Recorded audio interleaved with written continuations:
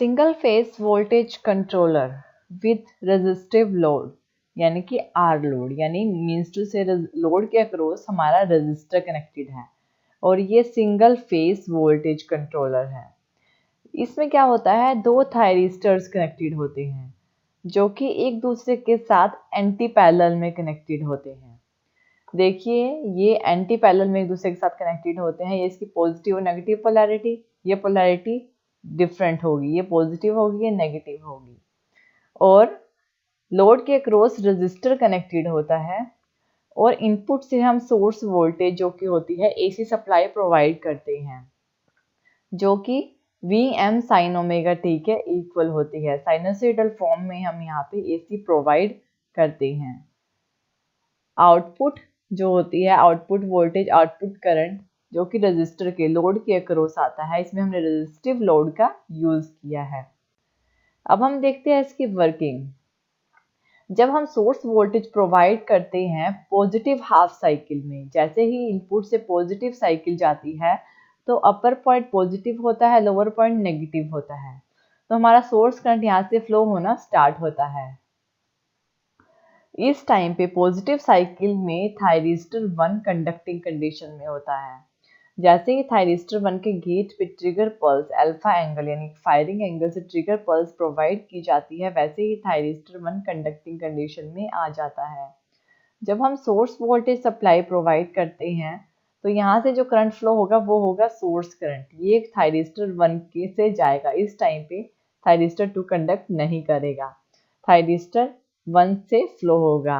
जैसे ही थायरिस्टर के गेट पे हम ट्रिगर पल्स प्रोवाइड करेंगे, थायरिस्टर 1 कंडक्टिंग कंडीशन में आ जाएगा और ये करंट फिर फ्लो होगा लोड के अक्रॉस जहाँ पे रजिस्टर कनेक्टेड है, और इसके क्रॉस जो करंट फ्लो होगा वो होगा आउटपुट करंट, और जो इसके क्रॉस वोल्टेज आएगी वो होगी आउटपुट वोल्टेज। हम इसकी वेवफॉर्म्स देखते हैं। सोर्स वोल्टेज, जब हम सोर्स वोल्टेज प्रोवाइड करते हैं इनपुट से एसी यानी कि पॉजिटिव हाफ साइकिल जब इनपुट से जाती है तब क्या होता है कि जो Vm sin ओमेगा टी के इक्वल होती है। पॉजिटिव हाफ साइकिल में थायरिस्टर 1 कंडक्टिंग कंडीशन में होता है। इस पॉजिटिव हाफ साइकिल जिसकी वैल्यू 0 से पाई के बीच में है। इस टाइम पे जो हमारा गेट करंट होगा, थायरिस्टर 1 का गेट करंट, इस टाइम पे जब थायरिस्टर 1 पे एक अल्फा एंगल से, ये हमारा अल्फा एंगल शो करता है, एक अल्फा एंगल के बाद जब एक ट्रिगर पल्स प्रोवाइड की जाती है तब हमारा थायरिस्टर 1 कंडक्टिंग कंडीशन में आ जाता है। जो आउटपुट वोल्टेज होगी वो हमारी कुछ इस तरह से होगी।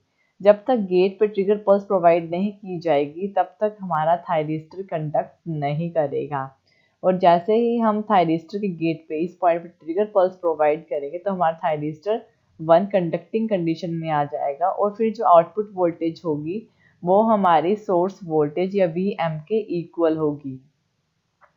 देखिए इस पॉइंट पे जैसे ही ट्रिगर पल्स प्रोवाइड की तो हमारा आउटपुट वोल्टेज प्रोड्यूस होना स्टार्ट हो गई, और ये एक पर्टिकुलर फायरिंग एंगल के बाद होता है, यानी कि फायरिंग एंगल के बाद जब हम ट्रिगर पल्स प्रोवाइड करते हैं तभी हमारा थायरिस्टर कंडक्टिंग कंडीशन में आता है, और इसकी जो मैक्सिमम वोल्टेज होती है वो सोर्स वोल्टेज के इक्वल होती है।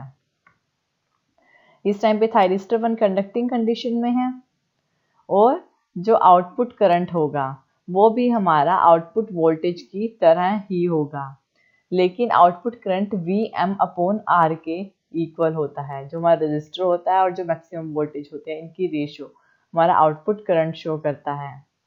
और इस टाइम पे जो हमारा Vt1 थायरिस्टर 1 के अक्रॉस जो वोल्टेज होगी वो कुछ इस तरह से होगी। देखिए जब तक हमारा थायरिस्टर 1 कंडक्ट नहीं करेगा तब तक हमारे थायरिस्टर 1 के अक्रॉस वोल्टेज ड्रॉप होती रहेगी, उतनी वेव जब तक हमारा थायरिस्टर 1 कंडक्ट नहीं कर रहा। ये वाली वेव यहाँ तक हमारा थायरिस्टर 1 कंडक्ट नहीं कर रहा तो सारी वोल्टेज थायरिस्टर 1 के अक्रॉस ड्रॉप होती रहेगी, लेकिन जैसे ही थायरिस्टर 1 कंडक्टिंग कंडीशन में आया इस पॉइंट पे वोल्टेज ड्रॉप नहीं होगी या फिर बहुत माइनर होगी, बहुत ज़्यादा कम होगी। सेम कंडीशन थायरिस्टर 2 के अक्रॉस जो वोल्टेज होती है उसकी होती है, लेकिन थायरिस्टर 2 के अक्रॉस जो वोल्टेज ड्रॉप होगी वो रिवर्स में होगी। ये देखिए, थायरिस्टर 2 के अक्रॉस जो वोल्टेज ड्रॉप होगी वो रिवर्स में होगी क्योंकि एंटी पैरेलल है, तो इसके अक्रॉस रिवर्स में वोल्टेज ड्रॉप होगी। और ये जो वोल्टेज होती है, ये जो बीच में जो माइनर वोल्टेज ड्रॉप होती है, ये शो करती है कि जो थायरिस्टर 1 के अक्रॉस जो वोल्टेज ड्रॉप हो रही है, अगर थायरिस्टर 1 कंडक्टिंग कंडीशन में है तो उसके अक्रॉस बहुत ही ज़्यादा कम वोल्टेज ड्रॉप होती है, बहुत ही माइनर होती है, उसे हम नेग्लेक्ट कर देते हैं। अब जैसे ही सोर्स से नेगेटिव साइकिल जाएगी, यानी कि सोर्स वोल्टेज नेगेटिव साइकिल जाएगी, तो हमारे यहाँ से करंट फ्लो होगा, वो होगा सोर्स करंट। और इस टाइम पे थायरिस्टर 2 कंडक्ट करना स्टार्ट करेगा जब थायरिस्टर 2 के गेट पे एक अल्फा एंगल से ट्रिगर पल्स प्रोवाइड की जाएगी। और यहाँ से जो करंट फ्लो होगा वो होगा आउटपुट करंट, जो कि रजिस्टर के अक्रॉस जाएगा। नेगेटिव साइकिल में जब जैसे ही नेगेटिव साइकिल आई, पाई से 2 पाई के बीच में है जो, इसके गेट पे जब थायरिस्टर 2 के गेट पे एक अल्फा एंगल पे ट्रिगर पल्स प्रोवाइड की गई, तो हमारी आउटपुट वोल्टेज की चीज कुछ इस तरह से आएगी। जब तक इसके गेट पे ट्रिगर पल्स प्रोवाइड नहीं करेंगे तो आउटपुट वोल्टेज 0 रहेगी। जैसे ही ट्रिगर पल्स प्रोवाइड की तो हमारा थायरिस्टर 2 कंडक्टिंग कंडीशन में आ गया। और ये जो पॉइंट है, ये पॉइंट होगा पाई प्लस अल्फा, यानी पाई प्लस अल्फा, ये वाला, ये हमारा पॉइंट पाई है और ये है अल्फा एंगल, जिसके बाद ट्रिगर पल्स प्रोवाइड की है। पाई प्लस अल्फा के बाद जैसे ही ट्रिगर पल्स प्रोवाइड की तो थायरिस्टर 2 कंडक्टिंग कंडीशन में आ गया। आउटपुट करंट भी हमारा क्या चीज, आउटपुट वोल्टेज की तरह होगा, लेकिन ये जो आउटपुट करंट होगा वो माइनस Vm/R के इक्वल होगा। और थायरिस्टर 1 और 2 के अक्रॉस जो वोल्टेज ड्रॉप हो रही थी, अब वो रिवर्स में होने लग जाएगी। थायरिस्टर 1 के अक्रॉस पहले ऐसे हो रही थी, अब रिवर्स में होगी। और थायरिस्टर 2 के अक्रॉस जब पहले नेगेटिव में हो रही थी 0 से नीचे, अब वो पॉजिटिव में होगी। रिवर्स में क्या होगी, एक दूसरे के वोल्टेज ड्रॉप होगी, सिर्फ उतने ही ड्यूरेशन में वोल्टेज ड्रॉप होगी जब आउटपुट वोल्टेज और आउटपुट करंट 0 होगा। और इस तरह से हमारे जो ये थायरिस्टर 2 है, जब यहाँ सोर्स वोल्टेज नेगेटिव में जो होती है तो यहाँ से सोर्स करंट फ्लो होता है और थायरिस्टर 2 कंडक्ट करता है, तो हमारे आउटपुट वोल्टेज और आउटपुट करंट भी क्या हो जाता है, तो रिवर्स में हो जाते हैं। इस टाइम पे थायरिस्टर 1 कंडक्ट नहीं करता। अगेन क्या होगा, जब पॉजिटिव साइकिल आएगी सोर्स से तो थायरिस्टर 2 अगेन रिवर्स बायस हो जाएगा, थायरिस्टर 1 अगेन कंडक्टिंग कंडीशन में आ जाएगा। और जो हमारा करंट है वो कुछ इस तरह से फ्लो होगा जैसे पहले फ्लो हो रहा था। थायरिस्टर 1 के गेट पे जब ट्रिगर पल्स प्रोवाइड करेंगे, थायरिस्टर 1 कंडक्टिंग कंडीशन में आ जाएगा। और यहाँ से जो करंट फ्लो होगा वो होगा आउटपुट करंट, आउटपुट करंट जो कि रजिस्टर के अक्रॉस जाएगा। सेम जैसे हमने पहले किया था पॉजिटिव हाफ साइकिल में, वैसे ही अब पॉजिटिव हाफ साइकिल आएगी तो साइंस की पोलैरिटी भी चेंज हो जाएगी और हमारे करंट की डायरेक्शन भी थायरिस्टर 1 से होगी। थायरिस्टर 1 इस टाइम पे कंडक्ट करना स्टार्ट कर देगा और थायरिस्टर 2 इस टाइम पे कंडक्ट नहीं करेगा। जैसे पॉजिटिव साइकिल आई और इसके गेट पे, थायरिस्टर 1 के गेट पे जब ट्रिगर पल्स प्रोवाइड करेंगे तो हमारा थायरिस्टर 1 कंडक्टिंग कंडीशन में आ जाएगा और आउटपुट वोल्टेज हमारी इसी तरह से आएगी जैसे पहले आ रही थी पॉजिटिव साइकिल के ड्यूरेशन में, और ये प्लस Vm के इक्वल होगी। और आउटपुट करंट भी हमारा वैसे ही आएगा जैसे पहले प्रोड्यूस हो रहा था। अल्फा एंगल के बाद हमारी आउटपुट वोल्टेज आना स्टार्ट हो जाएगी जो कि सोर्स वोल्टेज के इक्वल होगी। और इस टाइम पे थायरिस्टर 1 कंडक्टिंग कंडीशन में रहेगा। देखिए ये जो ड्यूरेशन होती है इसमें थायरिस्टर 1 कंडक्ट नहीं करता, ना ही थायरिस्टर 2 कंडक्ट करता है। और इस टाइम पे आउटपुट वोल्टेज और आउटपुट करंट दोनों 0 होते हैं।